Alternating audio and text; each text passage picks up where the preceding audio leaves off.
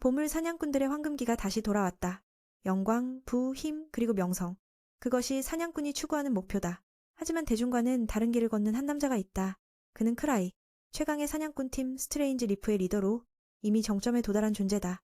그렇기에 그는 두려움이 없다. 오늘 그는 자신의 경력 초창기로 돌아가고 싶어 한다. 어릴 적 친구들과 함께 보물 사냥팀을 만들어 부와 영광을 누리려 했던 기억이 떠오른다. 그들의 목표는 세상에서 가장 강력한 영웅이 되는 것이었다.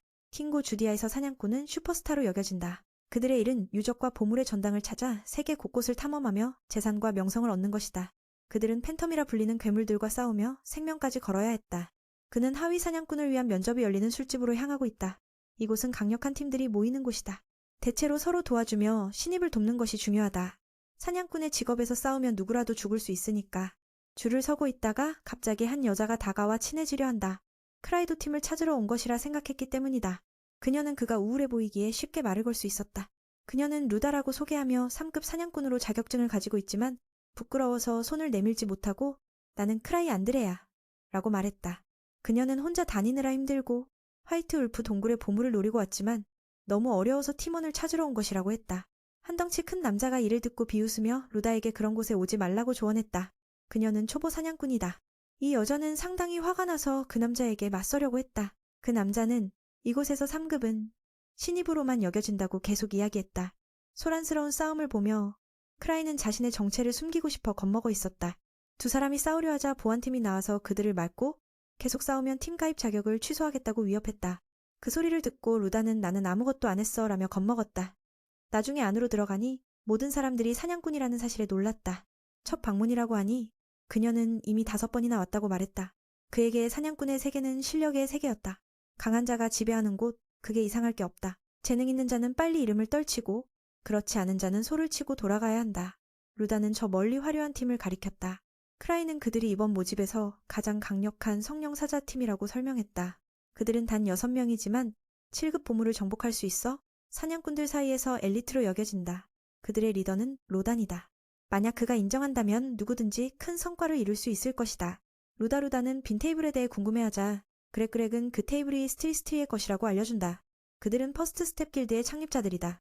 그들은 몇 년 전에 수도해온 젊은 팀의 약칭이다. 그들의 재능은 세상에 알려져 있지만 고통받는 영혼으로 알려져 있다. 그들은 크라이의 어린 시절 친구들로 구성되어 있다. 오랜만에 그들이 인원을 모집했기에 오늘 이렇게 많은 사냥꾼들이 모인 것이고 특히 STR에 합류하고 싶어하는 솔로 사냥꾼들이 많다. 바로 그때 한 4급의 젊은 사냥꾼이 가장 강한 팀과 만나고 싶다고 큰 소리친다. 그 소리를 듣고 모두가 그가 세상을 모르는 아이라는 것을 이해한다. 이 어리석은 행동의 결과는 STR의 한 멤버의 제자에게 혼이 나는 것이다. 그녀는 티노이고 여기서 그녀가 얼마나 강한지는 모두가 알고 있다. 팀 보안의 형도 그를 막으려 하지만 그 어리석은 놈을 처리하라는 것이다. 티노는 듣지 않고 그냥 후려치고 싶어하며 여기 있다면 그렇게 행동할 것이라 주장한다.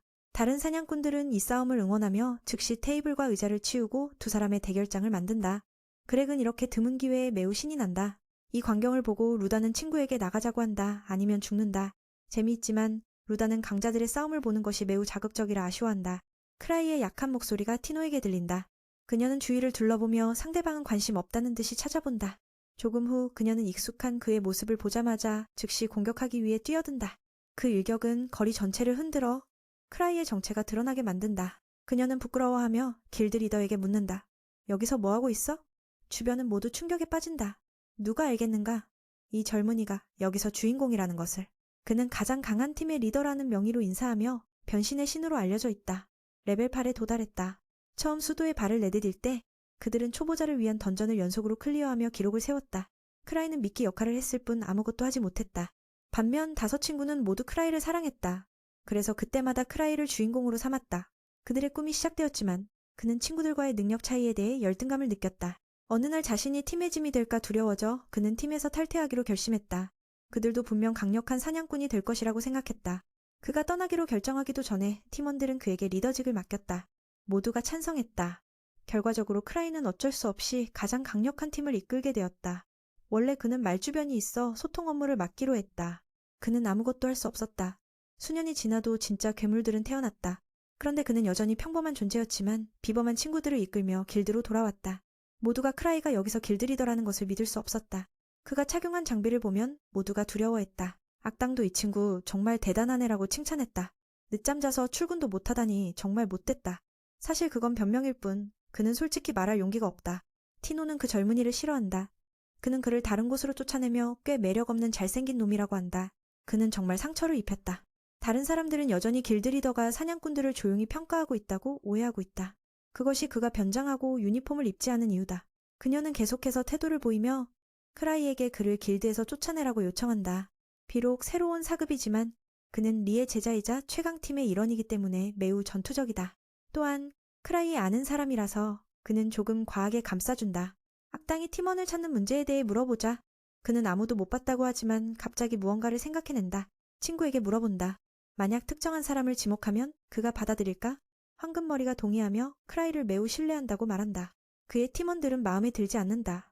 결국 그들은 크라이를 개처럼 바라보며 두려움을 느끼게 한다. 티노도 이야기를 꺼내며 그와 함께하고 싶다고 말한다. 크라이는 그 잘생긴 젊은이의 팀에 합류할 생각이 없다. 이 어리석은 친구는 더 이상 참을 수 없어 여전히 강한 척하며 크라이에게 내게 부탁하면 참여할 것이라고 말한다. 티노는 화가 난다. 크라이는 진지한 표정으로 그의 정보를 묻는다. 다시 한번 소개하자면 그는 주로 솔로로 싸우는 사급 사냥꾼인 주주이다. 그의 전투 능력을 살펴보면 아직 미흡하다. 하지만 그를 훈련시키면 분명 재능이 발휘될 것이다. 사실 크라이는 사람을 보는 눈이 없고 감정으로만 선택한다. 그래서 동의하게 된다. 그는 잘생긴 젊은이에게 알비를 추천하겠지만 한 가지 조건이 있다. 그에게 물어본다. 사냥꾼에게 가장 필요한 것은 무엇인가? 크라이는 그것이 패배하지 않는 것이라고 생각한다. 그는 자신이 한 번도 진 적이 없다고 말한다. 그리고 사실 그렇다. 그는 진지하게 싸운 적이 없다. 게다가 5 친구들이 그를 지켜주기도 했다. 그 친구의 힘이 어느 정도인지 보고 싶어? 그는 손에 있는 10개의 반지 중 하나를 벗는다. 그는 선언한다. 이 반지를 차지하는 자는 내 팀에 추천하겠다. 모두가 흥분한다. 이것은 드문 기회이므로 누구나 원한다. 티노는 팀에 참여할 필요는 없지만 이것은 크라이의 자존심이다. 그래서 그녀는 그 멍청한 놈의 입에 반지를 빼앗기 위해 뛰어든다. 그렇게 술집은 혼란에 빠진다. 그 사건을 일으킨 친구는 그 기회를 이용해 도망친다. 그리고 오늘 새로 사귄 2 친구에게 인사한다. 인연이 있으면 다시 만나게 될 거야. 다음 날 크라이가 어제 오디션에서 난리를 치면서 일면에 실렸다. 인명피해는 없었지만 에바는 여전히 조심하라고 경고했다. 악당들도 그 청년의 통통 튀는 성격에 웃음을 터뜨렸다. 부회장은 맨이 너무 의존해 있다고 느꼈다. 모든 일을 그에게 맡기다니. 협회에서도 이 문제에 대해 목소리를 높였다. 직접 그를 불러들였다. 청년은 공격받을까 두려워서 거절했다. 예전엔 변장을 하더라도 나가야만 했었다. 그걸 리버스 페이스라고 부른다. 사람을 속이기에 아주 유용하다. 마스크를 쓰고 나면 누구든 다른 사람으로 착각할 수 있다. 에바는 현재 누가 그를 공격하겠냐고 생각했다. 그는 키네이치도의 지점장 노인에게 조금 긴장했기에 사람을 만나기로 했다. 겉보기엔 멋져 보였지만 상사에게 가면 무릎을 꿇고 사과할 듯한 모습이었다. 그는 의도치 않게 일이 커졌다고 변명하며 책임을 회피했다. 그 인상 좋은 노인이 그를 때리면 큰일이다. 그는 이 불량아가 제대로 하지 않은 것에 대해 불평할 것이다. 더구나 상황을 더 악화시킬 것이다. 다행히 재산 피해만 있었으니 다행이다. 옆에 있던 친구가 대신 사과해 주었다. 비록 다치진 않았지만 하지만 그의 길드인 퍼스트 스텝은 다른 사람들에게 본보기가 되어야 했다. 마지막에는 어떤 임무를 완수해야 했다. 잘못을 뒤집어 씌우는 것처럼 느껴졌다. 이 사냥꾼 관리협회는 길드보다 훨씬 고급이다. 여기에는 기묘한 임무들이 많이 모여있다. 크라이는 계속 뻔뻔해졌다. 그 경비원이 사냥꾼이었다면 이곳의 이상함을 이해했을 텐데 그래서 왜 나에게 맡긴 건지 모르겠다. 결국 그는 그를 노려보았다. 그리고 자신이 선택할 수 있는 기회를 주었다. 그의 말재주 덕분에 청년은 상급 임무를 따내게 되었다. 그는 그걸 악당에게 대신 맡기려 했다. 집으로 돌아온 후 2 사람은 그놈이 여전히 그런 성격을 유지하고 있다고 한숨을 쉬었다. 예전과 다를 게 없었다. 하지만 그것이 그에게 매력적인 점이기도 했다. 안타깝게도 그가 방금 선택한 임무는 안타깝게도 방금 전 임무를 그녀가 선택했어. 3급 난이도라지만 솔직히 말해 진짜 핵빡셌거든. 다음 날 민우가 친구 찾으러 길드에 갔는데 이미 떠난 뒤였어. 거기엔 티노만 남아있었고 더 놀라운 건 그녀가 전에 그가 준 반지를 손에 넣었다는 거야. 그녀는 길드장 물건을 아무에게도 넘겨주고 싶지 않다며 자부심을 드러냈지. 그 소녀는 데이트에 초대받는 줄 알았다. 결과적으로 크라이가 엄청 어려운 임무를 꺼내자 그 애는 데이트 간 줄 알았는데 크라이가 임무 증서를 꺼내자마자 난이도 폭발하는 그걸 보고 바로 증발해버렸어. 운이 없게도 민우가 개목줄이라 불리는 아이템을 꺼내 그 아이를 묶으려고 했지. 갑자기 티노는 이렇게 속았다는 사실에 너무 슬퍼졌어. 태어나서 지금까지 이렇게 후회한 적은 없었다고 절망을 토로했지. 그녀에게 풀어달라 애원했지만 그녀는 아이스크림 먹으러 가고 싶다며 버텼어. 구출 임무는 언제 끝날지 모르니깐 말이지. 게다가 혼자서 구한다니 5명이 모여야 가능한 걸. 그 말을 듣고 그 못된 녀석이 갑자기 전날 셋이서 어쩔 수 없이 만든 파티에 끼워 넣었어. 그게 너무 억울했어. 잠깐 과거로 돌아가 보자. 크라이와 친구들이 헌터관리협회에 파티 등록하러 갔을 때였지. 처음에 민우가 리더라 먼저 들어가라고 했지만 그는 자신이 저 녀석들만큼 강하지 않다고 겁먹었어. 그냥 똑똑한 거지 팀의 짐이 될까 두려웠던 거야. 그래서 크라이는 그냥 돌아가려 했지만 그 녀석들이 허락하지 않았어. 항상 선봉장인 녀석이 문을 박차고 들어오며 선배님들의 관심을 단번에 사로잡았지. 그리고 누가 제일 강한지 무슨 실력이 있느냐고 물었어. 솔로리도 그걸 듣고 세계 최강 도둑이라며 헌터 등록하러 나섰어. 이 두 녀석이 팀의 핵심 멤버였고 어린애들이라 아무도 신경 안 썼지. 크라이는 부끄러워서 얼굴을 감출 줄 몰랐어. 게다가 대표로 등록하러 가야 했고 파티의 상징도 직접 골라야 했거든. 민우가 언니에게 물었지. 우리처럼 미친 애들 있냐고. 언니는 있다고 했지만 그들의 팀이 가장 눈에 띄는 팀이라며. 이 첫 등장은 엄청 인상적이었어. 성적이 좋으면 분명 하늘을 나는 연처럼 올라갈 거야. 팀 이름과 상징은 아직 정하지 못했어. 그건 사람들이 우리를 한눈에 알아볼 수 있게 하는 거니까. 크라이는 뭔가 특별하게 디자인해야 한다고 생각했어. 친구들은 리더에게 기대하는 표정을 지었고 그는 속상해서 억지로 앉힌 이 자리 때문에 걔네가 고생하길 바랐지. 크라이 슬픔에 잠겨 아무 열정도 남지 않은 듯. 우리가 봐도 다들 봐주는 줄 알았는데 2초 만에 다들 내 이름이랑 상징 너무 멋지다며 칭찬 일색. 방법이 없네. 민우는 여전히 남아서 이 아이들을 성공으로 이끌어야 해. 이 순간부터 스트레인지 그리프가 사냥꾼들의 황금시대를 열었어. 현재로 돌아와 크라이와 티노가 그날 만난 새 친구를 다시 만나 의논하러 왔어. 그렉 형은 아직도 민우가 발자국 길드의 대장이자 8레벨 천변만화라는 사실을 믿지 못해. 동생도 나서서 우리 대장이 얼마나 쩌는지 팀원들한테 알려야 한다고 말해. 크라이는 할 말 잃었지. 천변만화란 칭호는 민우가 스트레인지의 리더가 된 후 받은 2번째 이름이야. 길드 매니저가 명성과 업적에 따라 뛰어난 사냥꾼에게 칭호를 수여하며 기여를 기리는 거지. 사냥꾼들에게 이건 자랑스러운 상징. 모두가 갖고 싶어해. 하지만 알비스는 그가 8레벨이라니 믿지 못해. 면발처럼 약해 보여서. 제국에서 가장 강한 자가 이렇게 허약할 리가 없지. 티노는 이 녀석이 너무 불쌍해 보여. 눈이 있어도 보이지 않는 거야. 대장의 위험을 못 느끼다니. 이 녀석을 우물안개구리로 여기며 그걸 핑계로 같이 팀 못하겠다고 회피해. 그 녀석은 떠들기만 잘하는 놈들 진짜 싫어해서 크라이가 살짝 속상해. 그중 하나가 자기니까. 크라이는 기억해. 친구들이 길드장이 제국 최강이라 떠들어댄 덕분에 스트레인지 그리프가 유명해지고 나서부터 모두가 크라이는 최강이라 믿게 됐다는 걸. 임무개요는 이미 지난번에 설명했지. 내가 부탁하려는 건 세 사람이 내 동생을 도와주는 거야. 알비스는 거절해. 약자로 보이니까. 누가 자기보다 못한 애 말을 들으려 하겠어? 그렉 형도 말렸어. 길드장한테 쫓겨나면 사냥꾼 인생 끝난 거라고. 민우는 그런 애들 신경 안 쓰니까 결국 2명에게만 부탁했지. 루다는 당연히 오케이. 백색 늑대굴도 가보고 싶어서 좋은 기회라며. 그 청년은 집에 남겨줬다고 크라이에게 물었어. 크라이는 티노 머리를 쓰다듬으며 3명이랑 같이 가라고 했지. 만약 같이 갈 사람 더 데리고 싶으면 알아서 하라고. 티노는 귀여운 척하며 대장님도 따라가고 싶다는데 민우가 거절했지. 커플이 떠나자 제이비가 도전장을 내밀며 자신이 지면 검은 민우와 친구가 되겠다고 했어. 근데 그건 필요 없는데 그래도 가르쳐줘야 해서 티노 새 팀장의 출격을 명령했지. 사실 티노가 말하지 않아도 그녀는 할 거였지만 그녀는 떠드는 놈들 진짜 싫어하고 크라이한테 건방지게 굴어서 더더욱. 모두 연습실로 가서 대결 시작. 동생은 철저한 훈련 덕분에 몸이 엄청 유연해. 민우한테 자랑도 했지. 여러 자세를 다 할 수 있다고. 그 녀석은 반응이 악랄해. 반지일 때문에 아직도 열받아서 복수하려고 해. 동생을 이기면 민우 차례라며 승산은 없을 거라고 선언했지. 이 바보한테 알려줘야 했어. 티노도 4레벨이고 거의 5레벨에 근접했다는 걸. 티노는 자신이 대장님에 비하면 3발의 피지만 알비스는 쉽게 이길 수 있다고 단언해. 상대 다치게 하지 않으려고 맨손으로 싸우기로 했지. 루다와 그렉은 도둑 따위가 맨손으로 검사랑 싸우면 한 손이 묶인 거라 생각했어. 보통 승리는 상대 쪽으로 기울어졌지. 안타깝게도 도둑이지만 티노는 최강팀의 훈련을 받아 경험과 전투력이 압도적이었어. 문제는 청년옥 검이야. 알비스가 그 검만 잘 쓰면 티노가 힘들 텐데 이 청년은 여자랑 싸우면서 무기를 거부했어. 학력은 몰라도 검술은 남자답지 못하다며. 민우는 이 녀석 머리 나빠서 답 없다고 생각했지. 검사가 검없이 싸우면 2손 다 버린 거나 마찬가지야.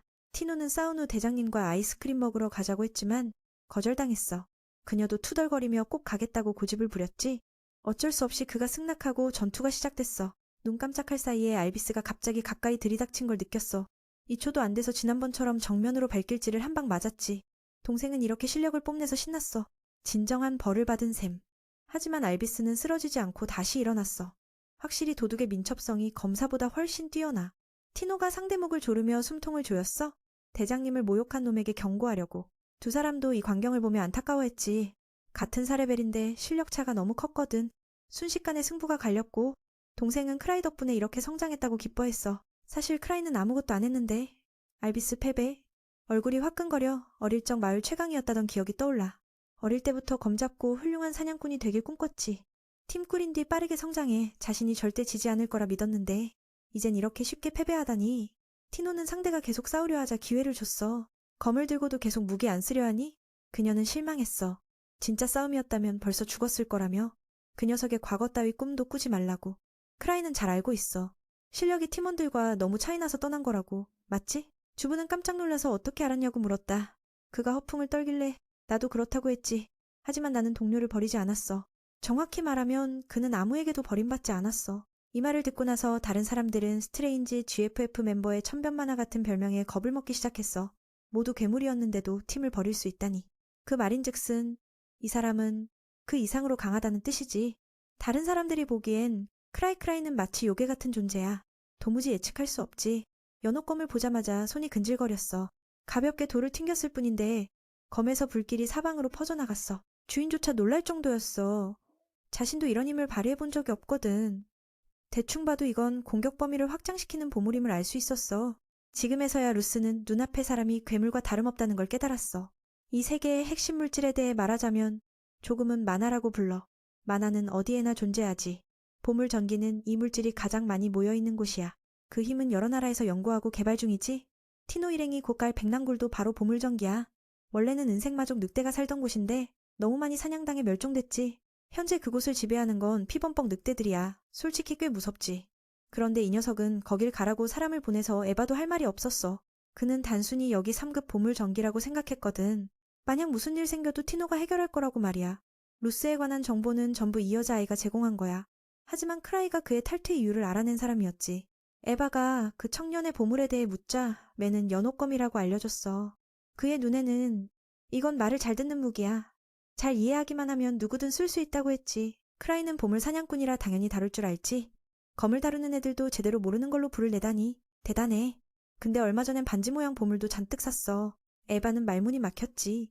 이런 아이템들은 크라이에게 마법 같은 존재야. 저 애한테 연옥검 사서 놀아도 되냐고 물어봤더니 거절하면서 길드장은 돈 낭비하지 말라고 충고했어. 그의 창고엔 안 쓰는 보물이 산처럼 쌓여 있거든. 하지만 맨에겐 이게 취미야. 각각의 보물이 저마다 특색이 있으니까. 스트레인지 GFT가 돈을 많이 벌긴 하지만 에바는 맨에게 자존심을 지키라고 조언해. 그냥 놀면서 망치고 빚까지 지고 있으니까. 스트레인지 그릿의 사냥 수익은 기여도와 상관없이 모든 멤버에게 균등하게 배분돼. 그래서 크라이가 친구들한테서 꽤 많은 보조 장비를 빌렸어. 조금 있다가 민수가 아는 사람한테 가서 보조 장비를 다시 충전해달라고 부탁했지. 이런 일도 꽤 체력을 소모하는 일이라서 다행히 그 친구가 한가했고 게다가 그들 길드장님이 항상 모두를 잘 챙겨주니까 이런 도움은 아무래도 이상할 게 없지. 근데 듣고는 갑자기 민수가 너무 미안해졌어. 이 일 한 건 에바였는데 자기는 아니니까. 형도 그 길드장님께 최근에 위험했던 사건을 이야기했어.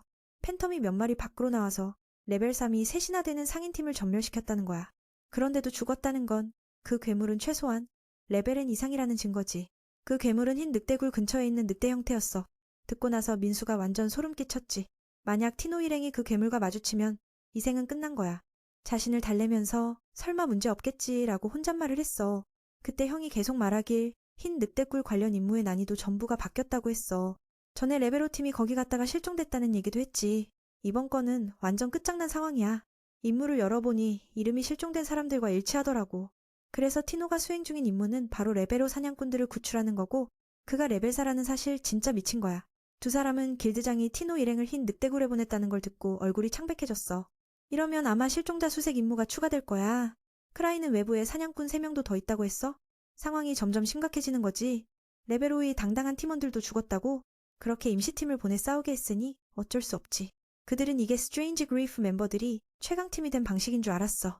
민수는 불길한 예감을 느끼고 바로 도망쳤어. 한편 젊은 친구들 그룹은 아무것도 모른 채 죽음의 덫으로 뛰어들고 있었지. 그들은 누군가에게 감시당하고 있다는 걸 느꼈어. 전에 4명은 이미 길드에 유서를 써놓았지. 티노는 임무가 실제 난이도보다 훨씬 높다는 걸 알고 모두에게 유서 작성을 부탁했어. 모든 게 크라이의 계산 안에 있다고 생각했지. 임시팀 결성도 마찬가지였어. 그 말을 듣고 세 명도 믿었지만 사실은 전혀 그렇지 않았어. 크라이는 지금 머리를 싸매고 어떻게 이 문제를 해결할지 고민 중이야. 다른 애들은 무서워서 도망가지만 스트레인지 그리프 멤버가 훈련시킨 티노는 달라. 어쨌든 한계를 돌파하고 싶어 하지. 그래서 직접 구원하러 가기로 했어. 빠르면 그들을 보호구역으로 들어오는 걸 막을 수 있을지도 몰라. 나머지는 다 이쪽 크라이가 맡기로 했지. 그 팀은 이미 무장한 강력한 팬텀과 맞닥뜨렸어. 티노는 마음의 준비를 했지만 이번 임무가 이렇게 어려울 줄은 몰랐어. 크라이는 필요한 보조장비를 정리하며 구출 준비를 하고 있었지. 힘이 부족하면 보조장비를 잔뜩 써서 적을 압도하면 되니까. 에바는 무장한 친구를 보고 물었어. 이 친구는 숨길 수가 없어서 약간 걱정했지. 공격형 보조장비는 모두 만화가 다 떨어져서 쓸 수 없대. 대신 크라이는 훨씬 무서운 걸 준비했어. 최후의 수단이지. 음속으로 날아갈 수 있는 보조장비를 가지고 있었거든. 눈 깜짝할 사이에 티노 쪽으로 날아갔어. 제발 제 시간에 닿길 바라. 갑자기 에바가 그 보조장비가 생각났어. 예전에 사용자에게 사고를 낸 적이 있었던 것 같아. 결함 제품이라서 조작이 정말 어렵대. 조심해서 안 날면 벽에 밝혀죽기 딱 좋다고. 크라이가 괜찮을지 걱정됐지만 지금 상황 보면 글렀나 봐.